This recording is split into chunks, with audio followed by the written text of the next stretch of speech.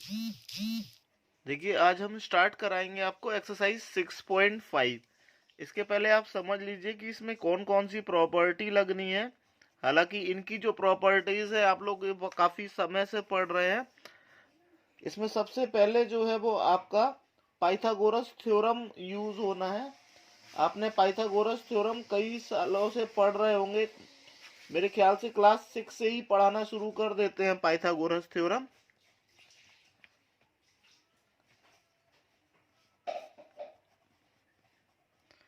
इसमें आपको यूज होना है पाइथागोरस थ्योरम और कन्वर्स ऑफ पाइथागोरस थ्योरम।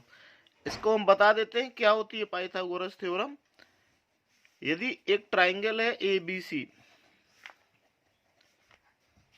और इसमें ये कोई भी एक 90 डिग्री का एंगल है, एक ही 90 डिग्री का एंगल होगा, जो 90 के सामने वाली जो साइड होती है वो ऑलवेज हाइपोटेनस होती है। अब इन दोनों में से कोई भी बेस और कोई भी परपेंडिकुलर हो सकता है। क्योंकि अभी यहाँ क्लियरली दिख रहा है कि ये ए बी पे खड़ा है, तो ये ए बी बेस है और ये परपेंडिकुलर है। ऐसा कोई जरूरी नहीं है कि यही बेस हो, ये फिक्स होता है 90 के जस्ट सामने वाला।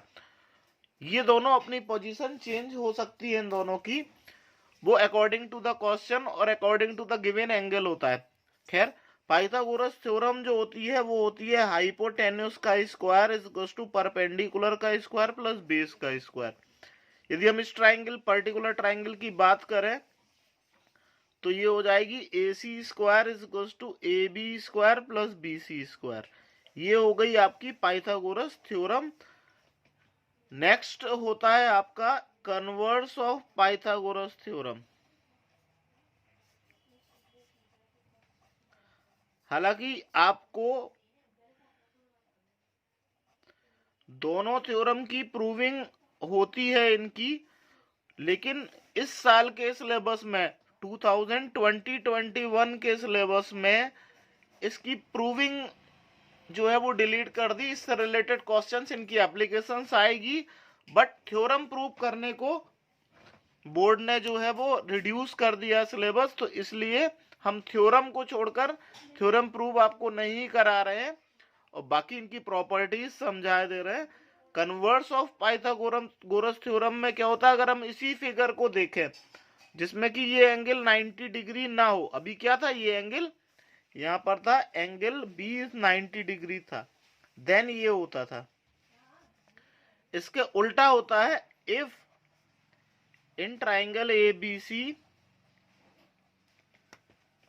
अगर ट्राइंगल ए बी सी में आपका एक सबसे बिगेस्ट साइड का स्क्वायर अदर टू साइड के स्क्वायर के इक्वल आए।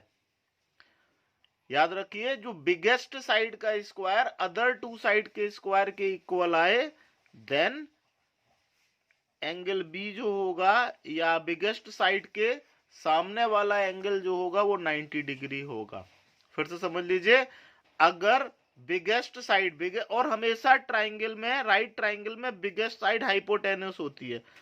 अगर हाइपोटेन्यूस का स्क्वायर परपेंडिकुलर और बेस के स्क्वायर के इक्वल होगी, तब ये एंगल जो होगा वो 90। हम बिगेस्ट साइड इसलिए बोल रहे थे, डायरेक्ट हाइपोटेन्यूस और परपेंडिकुलर नहीं बोल रहे थे, क्योंकि जब तक आप डिसाइड नहीं करेंगे कि ये 90 है, तब तक आप जो है वो हाइपोटेन्यूस और परपेंडिकुलर और बेस कैसे कह सकते हैं। तो इसलिए हम क्या बोल रहे थे कि इफ बिगेस्ट साइड का square is equals to sum of other two smaller side, then the triangle is to be right triangle, that is converse of Pythagoras theorem. तो ये जो होती है वो कन्वर्स ऑफ पाइथागोरस थ्योरम होती है। इस एक्सरसाइज 6.5 में हम दोनों चीजें पढ़ेंगे, पाइथागोरस थ्योरम पढ़ेंगे और उसकी कन्वर्स से रिलेटेड, दोनों से रिलेटेड क्वेश्चंस करेंगे। काफी इंपॉर्टेंट एक्सरसाइज है। आज हम शुरू के कुछ क्वेश्चन साथ के साथ कराते चले जाते हैं। यदि हम एक्सरसाइज 6.5 की बात करें तो क्वेश्चन नंबर 1 आपका है, यहाँ पर अलग अलग साइड्स दे रखी हुई हैं। पहली है 7 सेंटीमीटर, 24 सेंटीमीटर और 25 सेंटीमीटर। आपको ये बताना है कि ये आपका राइट एंगल है कि नहीं। अगर राइट एंगल है तो आपका तो इसकी हाइपोटेन्यूस क्या होगी। देखिए, हाइपोटेन्यूस तो ऑलवेज बिगेस्ट होती ही है। अब आपको राइट एंगल ट्राई करना है, तो सबसे बिगेस्ट का स्क्वायर, इन तीनों में बिगेस्ट क्या है 25, 25 का स्क्वायर करिए 625, 7 का स्क्वायर करिए 49 और 24 का स्क्वायर करिए दैट इज 576। तो ये अगर इन दोनों का स्क्वायर देखिए 625 जो है ये इनका सम करें 576 और 49 का, तो ये इक्वल आ रहा है। यदि इक्वल आ रहा है then it is right angle triangle या राइट ट्राइंगल लिख सकते हैं। और इसमें कहा जा रहा है अगर राइट ट्राइंगल है तो इसका हाइपोटेन्यूज बताओ, तो हाइपोटेन्यूज हो जाएगा 25। इसके बाकी के दो पार्ट भी ऐसे ही करने हैं, जैसे ये दिया हुआ है 3, 8 और 6। इसकी बिगेस्ट साइड कौन सी हो गई 8। अब आप चेक कर लीजिए क्या 8 का स्क्वायर 3 के स्क्वायर और 6 के स्क्वायर के इक्वल है। अब आप चेक करिए, तो ये हो गया 9 और ये हो गया 36। ये तो इक्वल नहीं हो रहा है तो ये नो हो जाएगा। ये हमें चेक करना है, हम डायरेक्ट इक्वल नहीं लिख सकते, हमें क्या करना है चेक करना है। तो ये क्या हो जाएगा नो। अब हम इसका थर्ड पार्ट देखेंगे। थर्ड पार्ट है आपका 50, 80 और 100। अब आप देखिए 100 का स्क्वायर देखिए, ये आपका चेक करना है कि क्या 50 के और 80 के स्क्वायर के होगा। 100 का स्क्वायर होता है 10,000, ये होता है 2500, ये होता है 64। तो ये कंडीशन नो होगी, आप ऐड करके देख लीजिए। फोर्थ देखिए 13 का स्क्वायर, ये मैं डायरेक्ट जल्दी जल्दी कर रहा हूं क्योंकि कोई क्वेश्चन में बड़ी दम नहीं है। तो ये होता है 169 इज 144 प्लस 25, ये होता है यस। इनका सम जो होता है वो इक्वल होता है, तो ये राइट ट्राइंगल होंगे और इसका हाइपोटेन्यूज जो होगा 13 होगा। हाइपोटेन्यूज तो ऑलवेज फिक्स ही होता है, सबसे बिगेस्ट साइड होती है। नेक्स्ट अगर हम क्वेश्चन नंबर 2 की बात करें, तो क्वेश्चन नंबर 2 में कहा जा रहा है P Q R is a right triangle, right angle at P. एक हम पी क्यू आर एक राइट ट्राइंगल बनाएंगे। ये P Q R right triangle बनाएंगे। ये एंगल P जो है वो 90 डिग्री है and M is a point on Q R. ये जो है वो इस क्यू आर पे एक पॉइंट M है such that PM is perpendicular on Q R. PM जो है वो परपेंडिकुलर है क्यू आर के। तो गिवन लिख लें पहले हम, गिवन है triangle PQR is right triangle